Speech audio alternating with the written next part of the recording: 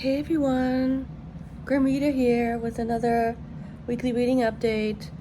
This time I am recovering from the visit, which was fantastic, but I still am recovering from it because I think just having someone in my house, it was fantastic. We had a great time, my friend and I, Freddie, my friend, and we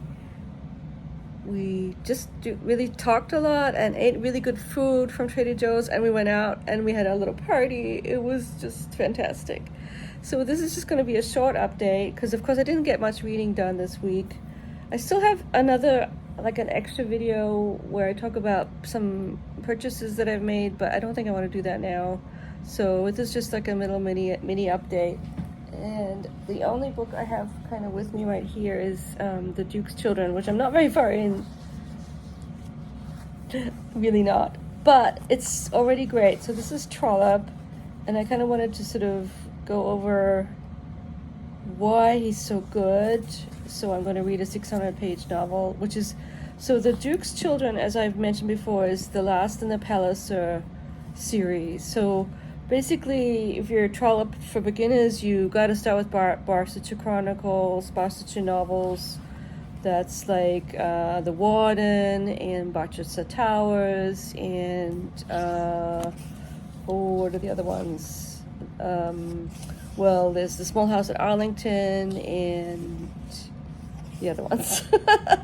And they're all fantastic. And The Last Chronicle of Barsetshire, and which one am I forgetting? Oh, Dr. Thorne, and they're all fantastic. They're all very much worthy of your time, and they're what I call cottagecore Trollope, because they're very sort of bucolic. The settings are bucolic, and so you get sort of beautiful descriptions of all the architecture and everything that I think I kind of, because you're sort of so invested in the plot, you skip over them a little bit.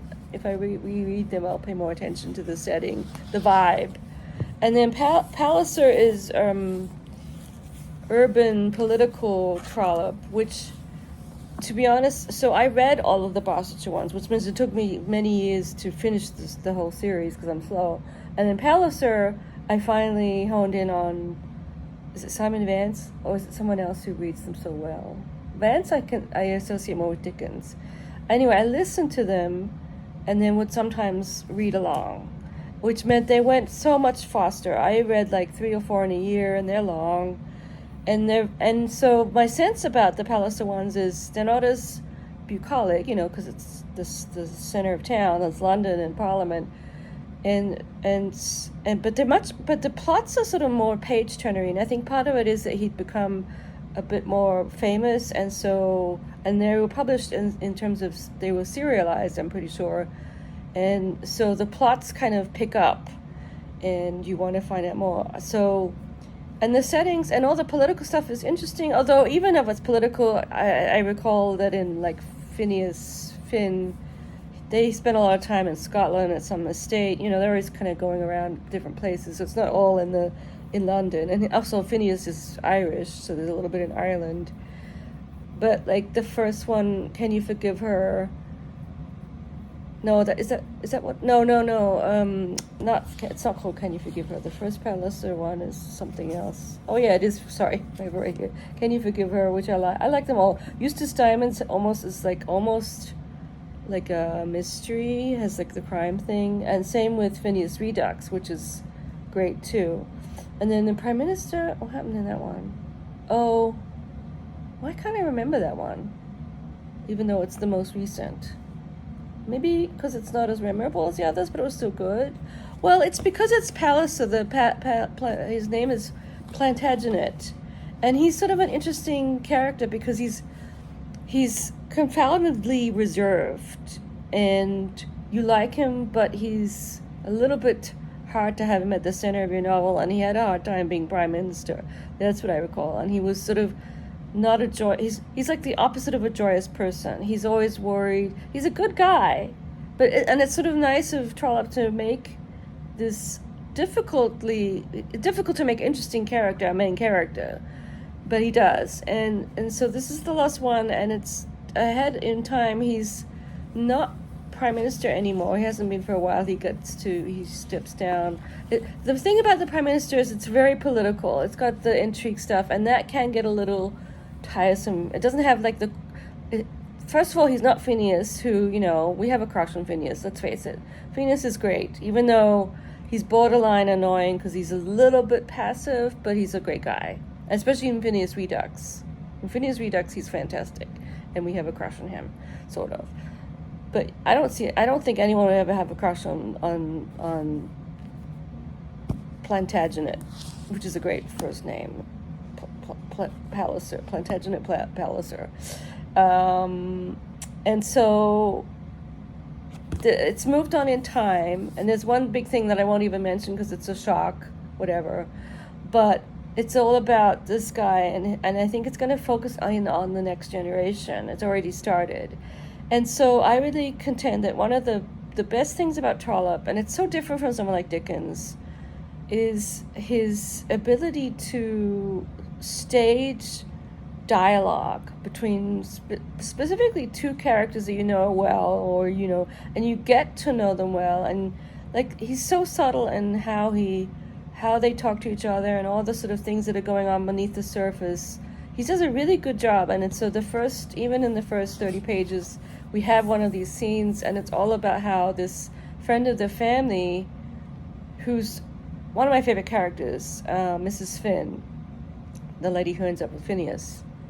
She's great, and for all these different reasons, the fact that she's a bit of an outsider, and even her relationship to this Palliser family, this very, very rich family, is not without tensions, because she has scruples. She's a very ethical person in a way, and that sort of puts her in this bit of a bind. And I'm sort of being vague because of spoiler stuff with this first dialogue that we have, and it's just fascinating how he does it. And I remember in one of the Barsetshire ones, there was a fantastic example of this, where what happens is that your sort of slightly perhaps negative opinion of a character becomes more positive because the character reveals themselves to be like a better person than you thought. And for some reason, because I'm sort of naive, I like when you reassess someone in terms of them being more nuanced than you thought they were, like less shallow, when they change almost in front of your eyes because of their interactions. I have a slight issue with something that he does when he makes a character is revealed to be sort of different than what he was leading you on to think they were. And sometimes I think it is because of the serialization, and he's still very good, but sometimes you can just tell that he changed his mind perhaps about someone, or something happened with the plot. I think he's much better. I think, like, I only read one Wilkie Collins, and there was a blatant mistake in it, and this is The Woman in White, I think. You could just tell it got kind of messy plot-wise, because of him just not paying attention to the writing. I don't think this ever happens the same way with Dickens. I think Dickens was just on top of his game the whole time. And Trollope, so what happened here, as I've already mentioned, is that he cut a lot in it, and then he decided he shouldn't have cut it. And I'm glad I'm reading the whole thing, because I think that's where he excels, is in the I think he needs sometimes the length to slowly get the characters moving in the way that he wants them to, and that's probably why he was upset about cutting it.